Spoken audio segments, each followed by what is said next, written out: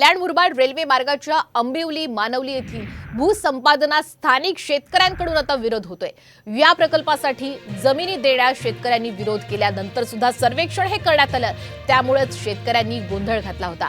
दरम्यान ज्या शेतकऱ्यांचा सर्वेक्षणास विरोध आहे त्या शेतकऱ्यांच्या जमिनी वगळून उर्वरित जमिनींची मोजणी करण्याचा सुवर्ण मध्य पोलिसांनी काढलाय। नदी किनारी मोकळ्या भूखंडाचं संपादन करून शेतकऱ्यांच्या जमिनी बाधित न करता हा प्रकल्प मार्गी लावावा अशी मागणी आता स्थानिक नागरिकांकडून होतीये।